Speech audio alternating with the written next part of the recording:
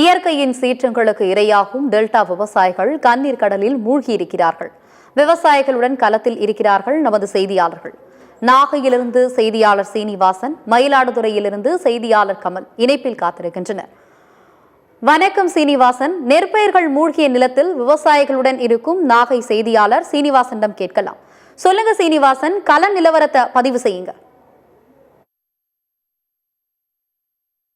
தமிழகத்தில் வடகிழக்கு பருவமழை தற்போது தீவிரமடைந்துள்ளது. கடந்த 2 நாட்களாக மழை விட்டிருந்தாலும் டெல்டா மாவட்டத்தின் கடகோடி மாவட்டமாக உள்ள நாகப்பட்டினம் மாவட்டத்தில் டெல்டா மாவட்டத்தில் பெய்த மழைநீர் மட்டுமில்லாமல் நாகப்பட்டினம் மாவட்டத்தில் பெய்த மழைநீரும் பெருமளவு வயல்களில் தேங்கியுள்ளது. நம்ம இப்போ கருவேலங்கடை பகுதியில் இருக்கிறோம். இங்குள்ள விவசாயிகளிடம் எந்த அளவுக்கு பாதிக்கப்பட்டுள்ளது, என்ன மாதிரியான விவசாயிகளின் வேதனைகளை தெரிவிக்கிறார்கள் என்பது கேட்டு தெரிந்து கொள்ளலாம். நான் இங்கே ஒரு 7 மாதம் சாகுபடி பண்ணுறேன் ஐயா. இதில் பார்த்தீங்கன்னா ஒரு 3 சிப்பம் விதை விட்டுருக்குறேன், 7 மாவும் தெளிச்சிருக்கிறேன்.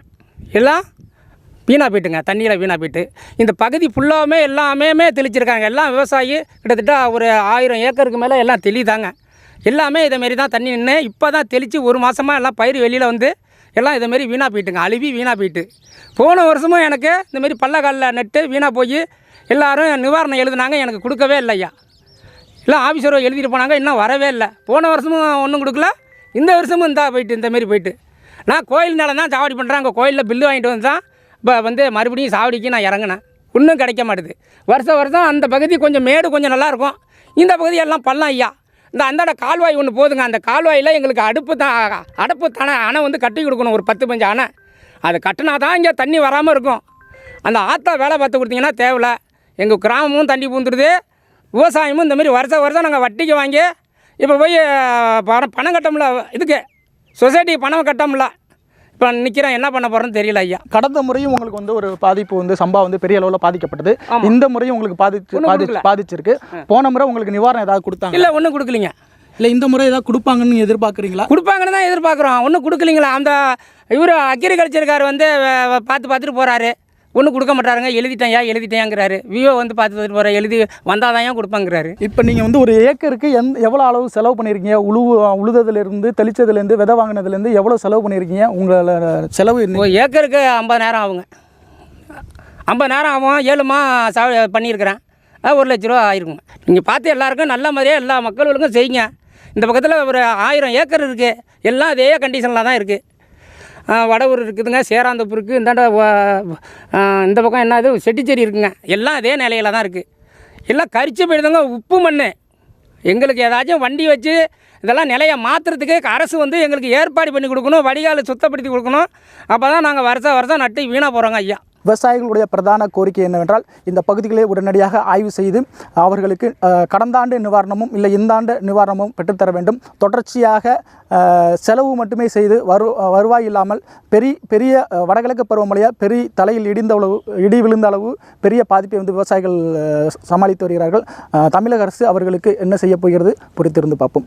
அடுத்ததாக மயிலாடுதுறை கள நிலவரத்தை காணலாம். நெல் கொள்முதல் பணி பாதிப்பு தொடர்பாக நெல் கொள்முதல் நிலையத்தில் இருக்கும் மயிலாடுதுறை செய்தியாளர் கமலிடம் கேட்கலாம். வணக்கம் கமல், கூடுதல் விவரங்களை சொல்லுங்க.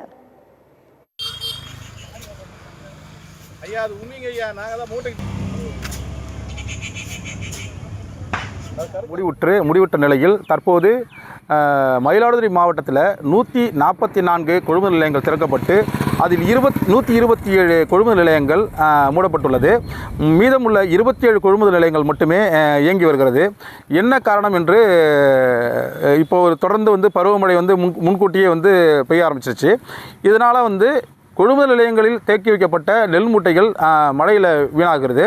தற்போது 2 நாட்களுக்கு மட்டுமே மழை இல்லாதனால இந்த கொள்முதல் நிலையங்களில் சேமிக்கப்பட்ட மூட்டைகள் துரிதமாக சேமிப்பு கிடங்குக்கு கொண்டு செல்லப்பட்டு வருகிறது.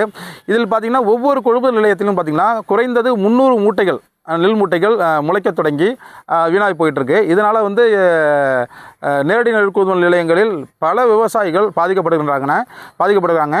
இதன் தொடர்பாக நம்முடைய அருகே உள்ள ஒரு விவசாயி இருக்கார், அவர்கிட்ட கேட்போம். இந்த மாவட்டத்தில் விவசாயம் பண்ண நெல்மணிகள் எல்லாமே இந்த சென்டருக்கு கொண்டு அவங்க மூட்டையை அடிக்கும். பருவமழை அதிகமானதுனால தொடர்ந்து பருவமழை பெஞ்சிக்கிட்டே இருக்குது. அப்படி என்ன நெல்மணிகள்லாம் மூட்டைகள்லாம் முளைக்க ஆரம்பிச்சிட்டு இந்த பர்ச்சேசிங் ஆஃபீஸர் என்ன பண்ணுறானுங்கன்னா மூட்டைக்கு 40 ரூபா எவன் பணம் கொடுக்குறானோ ரூபா 40 ரூபா 60 ரூபா வரைக்கும் போயிட்டுருக்கு. எவன் கொடுக்குறானோ அவன் நெல்லை முதல்ல பர்ச்சேஸ் பண்ணுறானோ. அப்போ வந்து ஏழைகள் சிறு விவசாயிகள் வந்து கடுமையாக பாதிக்கப்பட்டு அடுக்கிறதுக்கு இடம் இல்லை, மழை வராமல் இருக்கிறதுக்கு சென்டர் கிடையாது, தூத்துறதுக்கு களம் இல்லை. இப்படி ஒட்டுமொத்தமாக வந்து விவசாயிகள் தான் பாதிக்கிறான். விவசாயிகள் வந்து மொத்தம் வந்து பர்ச்சேஸ் பண்ண இந்த ஒட்டுமொத்த 144 சென்டரில்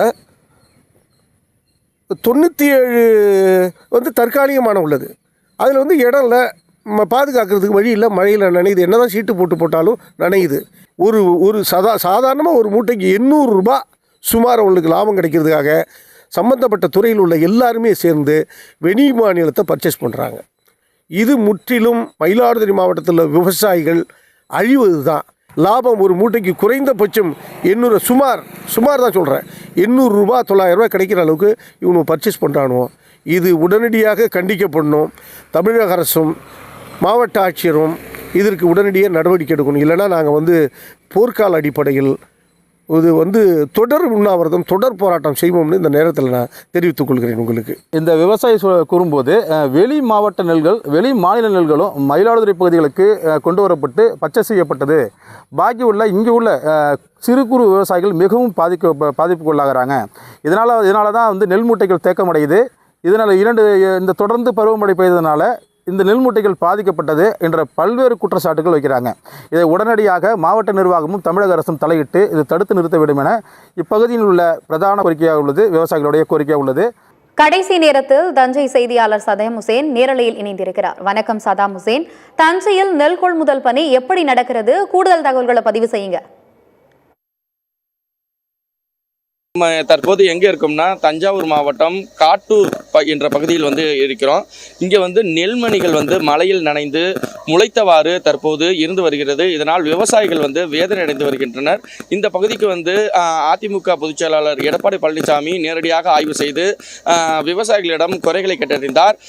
தற்போது நேற்று வந்து உதயநிதி ஸ்டாலின் அவர்கள் வந்து தஞ்சை நெல் சேமிப்பு கிடங்கிலிருந்து அரவிக்காக அனுப்பப்படும் ரயில் நிலையத்திற்கு வந்து அதனை பார்வையிட்டு ஆய்வு செய்தார். இது குறித்து விவசாயிகள் நம்ம பக்கத்தில் இருக்காங்க. இது குறித்து அவர்களிடம் கருத்து கேட்போம்.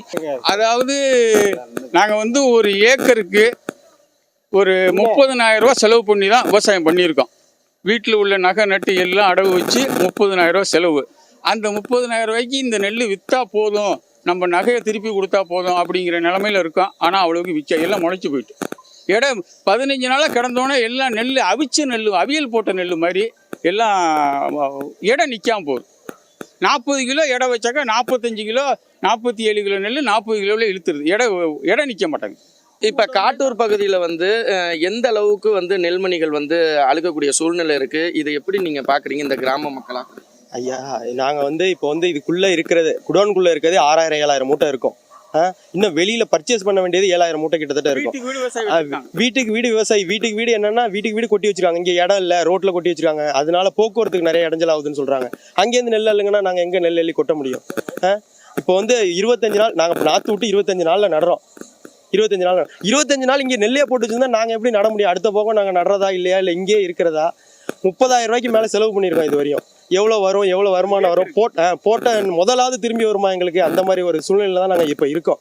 வீட்டுக்கு வீடு இப்போ இங்கே இருக்கிற நெல்லே நிவாரணம் கொடுக்கணும். இப்போ இங்கே இருக்க நெல்லே இன்னும் இழுக்க இப்படி பண்ணாங்கன்னா அப்புறம் வீட்டில் அங்கங்கே நெல் இருக்குது, அவங்களாம் என்ன பண்ணுவாங்க, எப்படி போடுவாங்க? ஒன்றுமே புரியல. இப்போ ஏக்கருக்கு வந்து அதாவது 30,000 ரூபாய் வந்து செலவு பண்ணதாகவும், தற்போது நெல்மணிகள் அதாவது பார்த்தீங்கனாலே தெரியும், நெல்மணிகள் முளைத்து காணப்படுகிறது. இதனால் விவசாயிகள் மிகுந்த கவலையும் வேதனையும் அடைந்து வருகின்றனர். அதாவது முளைத்திருக்கக்கூடிய நெல்மணிகளை அரசு உரிய நிவாரணம் தந்திட வேண்டும். கொட்டி வைத்துள்ள அதாவது ஒவ்வொரு வீட்டு பகுதிகளின் முன்பு குவியலாக கொட்டி வைத்துள்ள நெல்மணிகளை தமிழக அரசு உடனடியாக கொள்முதல் செய்திட வேண்டும், உரிய நிவாரணத்தை அளித்திட வேண்டும் எனவும் விவசாயிகள் தரப்பில் கூறப்படுகிறது.